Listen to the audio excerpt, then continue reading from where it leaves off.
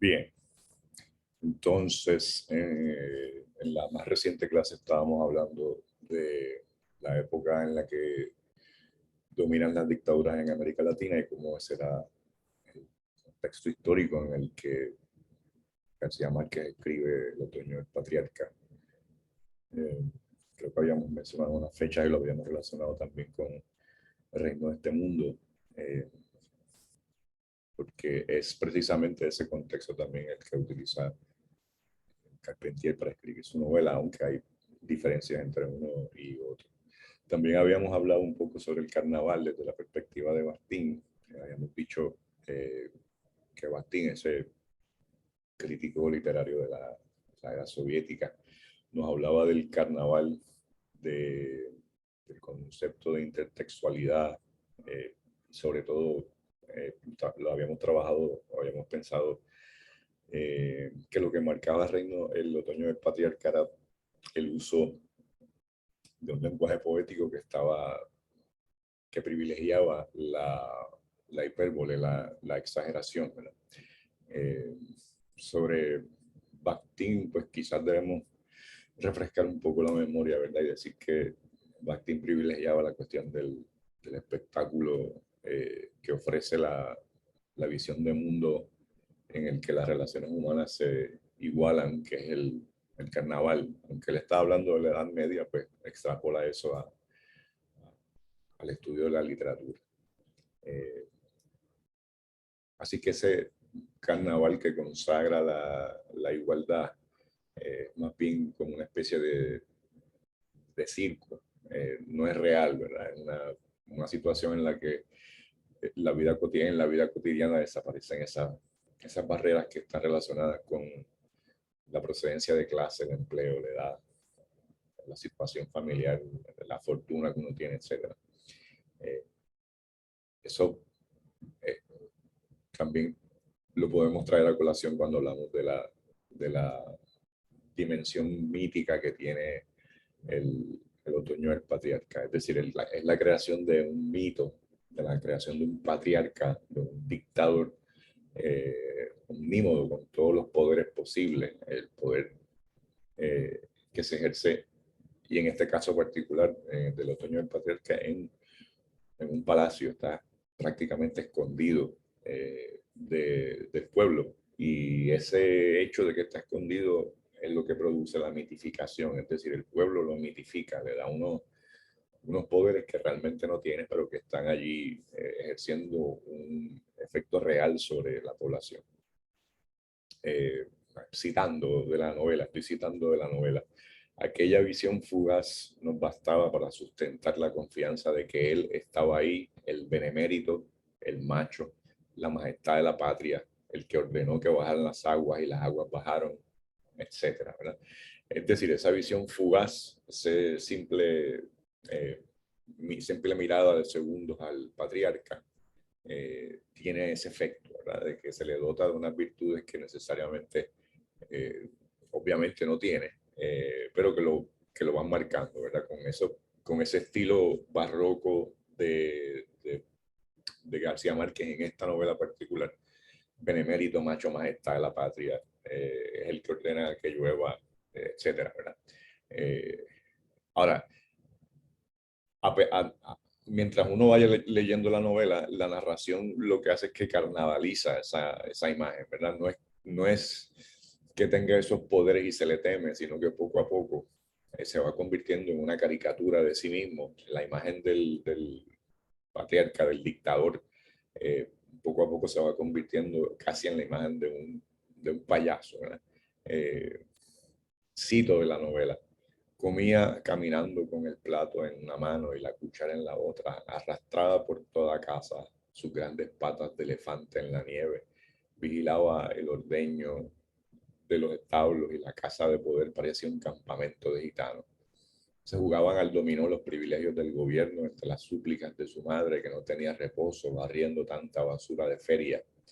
Los vio haciendo negocios de sodomía detrás del piano, los vio cagándose en las ánforas de alabastro, a pesar de que ella les advirtió que no eran excusados portátiles. Cierro la cita. Así que esta figura del hombre mítico, con el poder absoluto, se va convirtiendo poco a poco en una especie de fantoche, ¿verdad? De personaje patético. Arrastra los pies, camina con un plato en la mano y en el otro la cuchara como un bebé. Está lleno de corrupción, él y su alrededor de sucio, ¿verdad? Lo cual implica entonces la visión esta de que la dictadura de suyo, por definición, es un estado corrupto y caricaturesco. En el caso de este personaje de la novela, al principio vivía en la miseria, sufre las humillaciones, la imagen del propio patriarca rompiendo el hielo en los manglares, hablando de las tripas de los carneros, etcétera, hablan del abandono de este personaje. Su madre, que es la figura esta también importante de la novela, el patriarca, el dictador y la figura de la madre, que en la novela se dice que lo parió mal en un monasterio. Y entonces lo habría parido, lo habría tenido, ¿verdad? Para, para, en cierto modo, cumplir con no una maldición, pero con una situación bastante particular, ¿verdad? Eh, la, la, la voz del propio patriarca nos dice que él no nació para recibir órdenes. Y cito de la novela. El patriarca, ¿no? Entró a la casa mostrenca del poder una noche de sangre bajo el resplandor de la ciudad en llamas, saltando por encima de los bultos muertos de la guardia personal del presidente ilustrado. Así que desde la miseria llega el poder a través de la violencia, por supuesto, a través del golpe de Estado, una noche de sangre, ¿no? Bajo el resplandor de la ciudad en llamas, asesinando a la guardia personal del presidente ilustrado. Así es que en de nuevo, este comentario, ¿no? De que la ilustración y el conocimiento impiden la presencia de un dictador, pero en el caso particular de la novela lo que nos está diciendo es precisamente que el antiintelectualismo podría llevar a esta situación en la que se asume el autoritarismo como el modo de poder. El dictador, de hecho, no sabe leer ni escribir, firma los documentos con la huella del dedo, ¿no? Del pulgar, y se convierte en un ser respetable a través de la fuerza, del uso de la violencia. El transcurso de la novela, poco a poco, como les digo, va convirtiendo a este personaje más que nada en un payaso, ¿no? en un bufón. Primero crea el mito del que llega al poder a través de la fuerza omnipotente y poco a poco lo va rebajando, esa figura se va desmitificando y lo caracteriza de manera caricaturesca. Cito, de un mito se transforma entonces en una figura con olor a cebollas rancias en las axilas, persiguiendo en puntillas a las mulatas que barrían la casa civil con su mundo de mierda, mi general. La escatología, ¿verdad? La continua mención de lo escatológico en la novela, eso como parte de las características del patriarca y lo que rodea al dictador, también es un modo de carnavalización. Recuerden que cuando decíamos lo de Bakhtin, la celebración del pueblo y la igualación, digamos, de todas las clases sociales, eso ocurre, ¿no? La parodia, lo mostrenco, lo que está relacionado con los excesos y con los flujos del cuerpo. Bueno, pero en este dictador, que es el dictador caribeño por excelencia, porque lo refleja así el discurso de García Márquez, pero que no necesariamente tenemos que ubicarlo en el Caribe solamente, podemos hacer extrapolaciones. Pero es importante destacar lo que decía ahorita del antiintelectualismo, porque precisamente eso es lo que hace el dictador, alejarse de cualquier tipo de preocupación intelectual, de cualquier uso culto o de la racionalidad. Estoy, por ejemplo, voy a citar de la novela otra vez. Andaba por todo el país con su raro andar de armadillo, con su rastro de sudor, con la barba trazada, tomaba agua de la tinaja con la totuma de servir, comía en la misma olla de cocinar, sacando las presas con los dedos, etcétera. Ningún tipo de razonamiento, de manera que se va destruyendo la estructura mítica del héroe. Y usted que es así, inteligente, inquisitivo y perspicaz, pensará que es lo mismo que se hace con Demetrio Macías en la novela de la Revolución Mexicana. Es decir, se coloca primero una especie de héroe que poco a poco se va degradando. Lo mismo que ocurre en la novela de Carpentier, ¿verdad?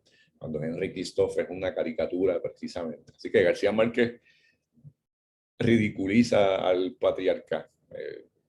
De una figura respetable pasa a ser una especie de personaje de circo.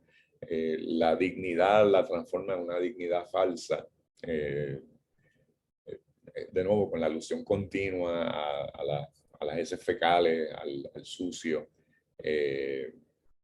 Por ejemplo, cuando intentan asesinarlo, que se quita los pantalones y los pantalones están llenos de mierda, ¿no? Cito, en un plazo máximo de 48 horas, lo encuentren vivo y me lo traen, y si lo encuentran muerto, me lo traen vivo, y si no lo encuentran, me lo traen. Con respecto, ahí está hablando el patriarca con respecto a quien trata de asesinarlo. O en una operación de rescate, cuando su vida se ve en peligro, el causante de esa paranoia se transforma en una especie de chivo expiatorio, ¿no? Tienen 48 horas para encontrarlo vivo y se lo traen. Si lo encuentran muerto, lo traen vivo. Y si no lo encuentran, me lo traen. Es decir, es una caricatura, pero es terrible. Parece un chiste, pero realmente el hecho de que lo plantee de esa manera es que alguien tiene que pagar por la culpa, no importa si es el causante o no del intento de asesinato del patriarca, alguien tiene que pagar. Lo cual nos lleva a pensar también en los sistemas de justicia más o menos comunes y corrientes en estas democracias precarias de América Latina, en la que, o en América Latina o en cualquier lugar realmente, porque eso es parte de la espectacularización de la vida cotidiana. Cuando se comete un crimen, alguien tiene que pagar, no importa si es o no parte de la situación que llevó a la comisión del crimen.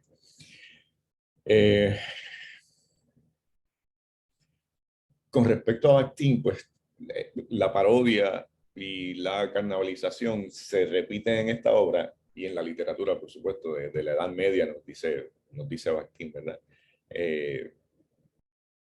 En un intento por presentar, es como poner en escena, como si fuese un teatro, por supuesto, que no hay diferencias de clases sociales, ¿verdad? El dictador de la novela de García Márquez habla y come como los sirvientes, que son los que mejor lo entienden. Y de esa manera se puede hablar de un poco de la libertad del contacto y la familiaridad entre los personajes, los seres humanos que gravitan, ¿verdad? Obviamente en la novela. Y todos tienen una especie de comportamiento también carnavalesco. De nuevo, repito, siempre usando la hipérbole, la exageración como un modo, como un tono quizás de escritura. Estoy citando de la novela, al principio de la novela. Todos los días desde que tomó posesión de la casa había vigilado el ordeño de los establos, tomaba en la cocina un tazón de café negro con casabe, atento siempre al cotorreo de la servidumbre, que era la gente de la casa con quien hablaba el mismo lenguaje. Y además esa escucha, ¿no? Estar pendiente de lo que dicen los demás. Y de ahí saca entonces todas las teorías posibles de conspiración. Otro de los elementos de lo carnavalesco es lo grotesco, que decíamos ahorita, la presencia continua de las heces fecales, de los humores del cuerpo, del sucio, de los deseos sin ningún tipo de represión. la degradación del cuerpo, la vulgarización de lo más elevado posible. Y eso genera, por supuesto, unas expresiones,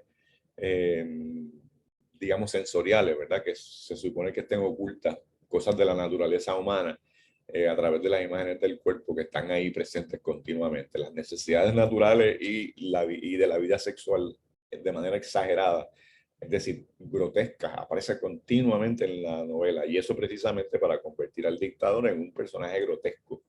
De ahí que cuando hablemos de que García Márquez está usando la carnavalización en la novela, lo usa precisamente para convertir a ese personaje del dictador, más que en un mito, en un personaje grotesco. Un par de citas, dos o tres citas de la novela, las primeras 20, 50 páginas, diferentes citas. Un nacido para rey concebido sin concurso de varón, pero con olor a cebollas rancias en las axilas, con el testículo derecho del tamaño de un higo que no le permitía caminar sino con la ayuda de una carretilla ortopédica, que en el transcurso de su vida debió tener más de 5.000 hijos, todos 7 mesinos, con las incontables amantes sin amor que se sucedieron en su serrallo, hasta que él estuvo en condiciones de complacerse con ella. Este personaje que va desde haber nacido sin concurso de varón, lo cual es como una broma con respecto a la madre, hasta sus condiciones físicas y su potencia, entre comillas, ¿verdad? Potencia sexual desmedida, con 5.000 hijos en incontables amantes. Cualquier parecido con un personaje real de Puerto Rico o de áreas limítrofes, pues es pura casualidad, pero en Puerto Rico hay un personaje en el Senado, en la legislatura, que tiene 25 hijos con diferentes esposas. Para Bakhtin, como ocurre en los carnavales, o como ocurría en los carnavales, no se hacen muchos carnavales, la parte más importante del carnaval es cuando se corona al rey del carnaval, que es un rey bufón, ¿verdad? Es una especie de coronación de un personaje lleno de parodia, ¿verdad? Es como no es como, sino que es una parodia de los gobernantes monárquicos de la Edad Media o del mundo contemporáneo, ¿verdad?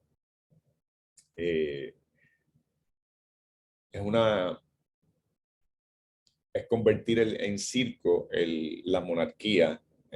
Bakhtin habla de la Edad Media, pero repito, ¿verdad? Extrapolamos al mundo contemporáneo pensando en el dictador como un rey, ¿verdad? Con poderes omnímodos. Y en oposición a los castillos de la época medieval, pues tenemos fortalezas como el reino de este mundo. Tenemos castillos, tenemos las casas presidenciales que se supone que tengan una cierta dignidad, ¿verdad? Pero esa dignidad desaparece en la novela. Desde el principio del texto vemos que el lugar en el que se encuentra el dictador es cualquier cosa menos un espacio digno, ¿verdad? Aquella cito de la novela, al principio de la novela. Aquella no parecía una casa presidencial, sino un mercado desde donde había que abrirse paso entre ordenanzas, descalzos que descargaban burros de hortalizas y guacales de gallinas en los corredores.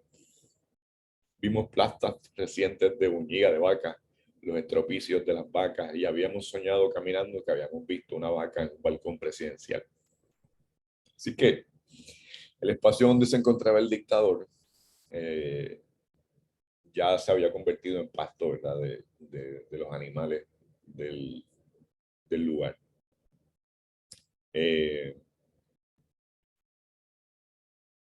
Por supuesto, estábamos hablando ahorita de la cuestión de la sexualidad de superhombre que tenía el dictador, que es parte de los rumores que de pasillo, ¿no? De los rumores de los propios sirvientes del palacio, y que no son otra cosa más que la carnavalización, la conversión del personaje en una especie de payaso por lo exagerado, ¿verdad?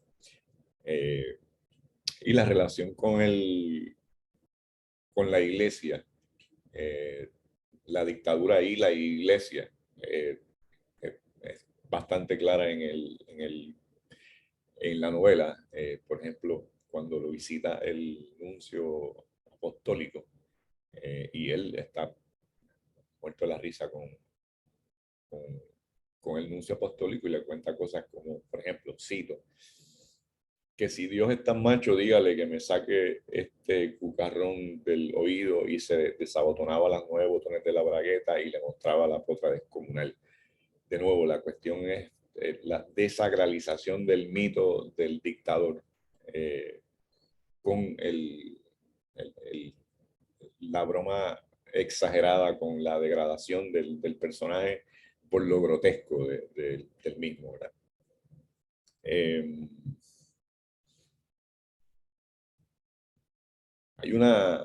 Hay otro personaje, hay un montón de personajes, pero uno de los personajes más importantes es Leticia Nazareno, una de las amantes del dictador, que también en cierto modo va degradando la idea de ese hombre todopoderoso, que es el patriarca.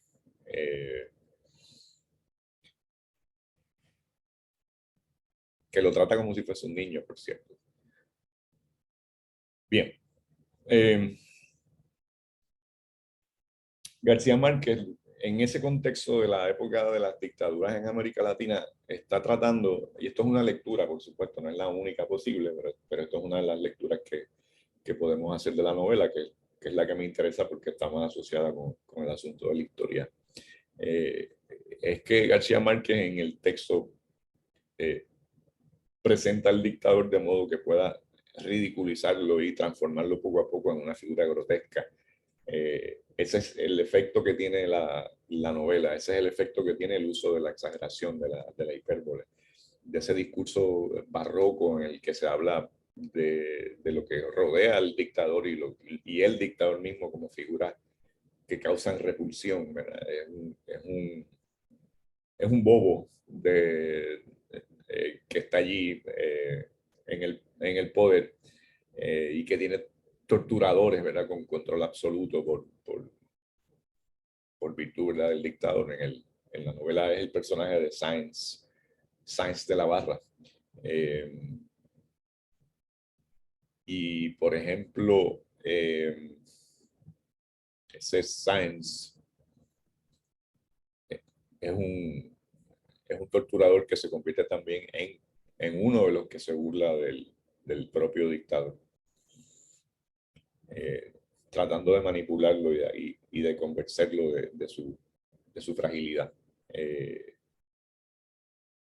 Así, por ejemplo, convertirlo en un dictador decadente y poco a poco ir hablando sobre todo sobre su condición de macho como algo que va desapareciendo por lo vulnerable que es su cuerpo. Porque ese es el castigo más humillante que puede recibir un macho, ¿no? Como se caracteriza el personaje del dictador. Sobre todo a un tipo como él, que en la novela el propio dictador dice que a la población completa se puede llamar por su apellido, ¿verdad? Hablando de su capacidad, digamos, reproductiva. Pero poco a poco se va convirtiendo en un anciano decrépito, grotesco.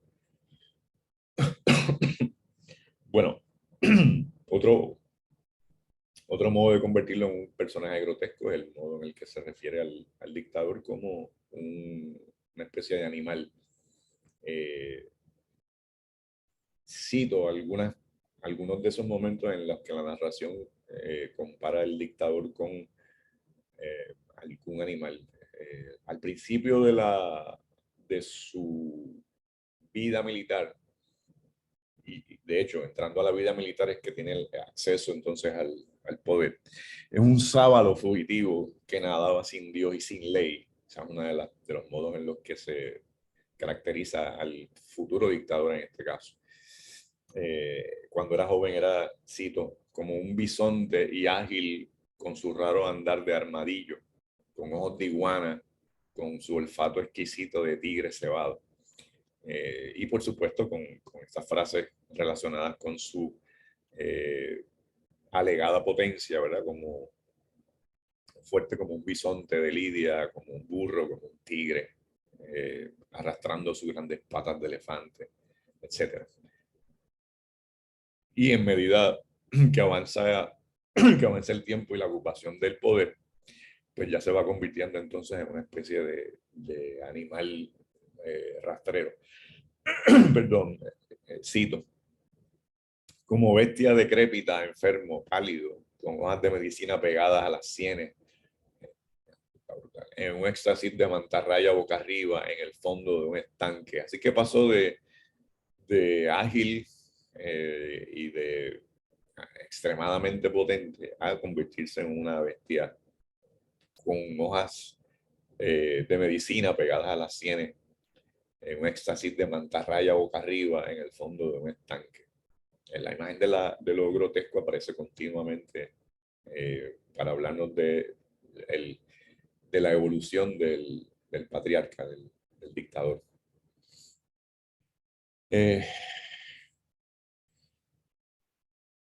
Muere el patriarca, el pueblo no se entera de la muerte hasta poco después. La muerte, por supuesto, supone la destrucción del mito. Y se describe a ese patriarca, a ese dictador, no como un prócer que ha fallecido, sino como el texto dice, ¿verdad? Un cuerpo senil carcomido de gallinazos. Y muerto el dictador, cuando el pueblo se entera de que realmente es cierto que ha muerto el patriarca, se tiran a la calle a celebrar el evento, ¿no? El acontecimiento. Cantando, cito de la novela, cantando de júbilo entre la música de cohetes y las campanas de gloria que anunciaron al mundo la buena nueva. Lo que supone entonces un cambio ahí de un nuevo tiempo, digamos, de restauración, que no necesariamente supone que el cambio y la restauración van a ser mejores, probablemente sea otro dictador, ¿verdad? Eso no tiene por qué contestar esa pregunta García Márquez en la novela. Lo importante aquí con respecto al estilo del narrador y cómo se escribe la novela es que a diferencia de otros autores anteriores y posteriores, de hecho, porque Mario Vargas Llosa, por ejemplo, también escribe una novela sobre el dictador y usa como su figura principal a Trujillo, el dictador, el patriarca de la República Dominicana. Miguel Ángel Asturias también escribe antes de García Márquez la novela del dictador. Pero en el caso de García Márquez, al utilizar entonces ese lenguaje barroco propio de lo que algunos críticos llaman realismo mágico, lo que logra hacer es tomar figuras históricas y políticas y las convierte en un mito que se va desmontando poco a poco en la narración. De modo que, en cierto modo, lo que se plantea aquí es que el control ideológico, el control del poder y la dictadura en aquel momento se va desmoronando cuando se le da una mirada como la que merece, que es la mirada carnavalizadora, la mirada que destruye el mito del poder. Interesantemente, esa época en la que escribe García Márquez del autoritarismo tiene unas características similares. Estoy hablando de una novela que se escribió hace medio siglo, pero hay unas características particulares que se van dando poco a poco en América Latina con el triunfo de los grupos más conservadores que ponen en peligro los sistemas democráticos muy recientes de América Latina. Las democracias en América Latina, es decir, gobiernos estables en América Latina es un fenómeno bastante reciente. Así que esa figura del dictador se convierte en un mito y domina precisamente porque es un mito. Lo que hace García Márquez es carnavalizarlo, convertirlo todo casi como si fuese una puesta en escena de un circo donde hay un personaje grotesco, una especie de payaso grotesco que es el dictador. Esa es la propuesta de García Márquez. Es una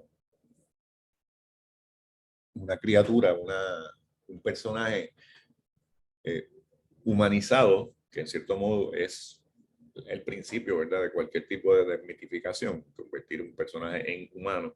Pero no solamente eso, sino en convertirlo en un personaje grotesco, es decir, ese ser humano que precisamente por su poder absoluto se va convirtiendo en un ser despreciable, tal como lo presenta como se presenta en la narración.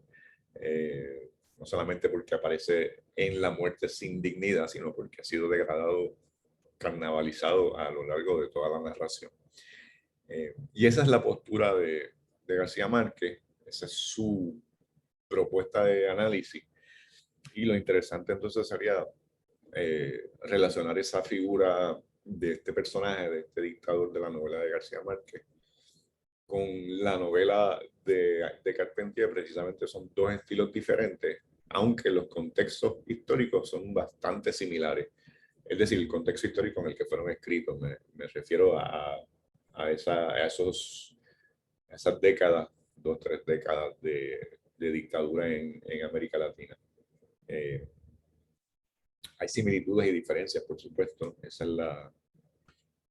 la idea. Y con esto termino mi discusión de la novela y espero sus comentarios cuando tengamos oportunidad de reunirnos en un espacio digno en la universidad.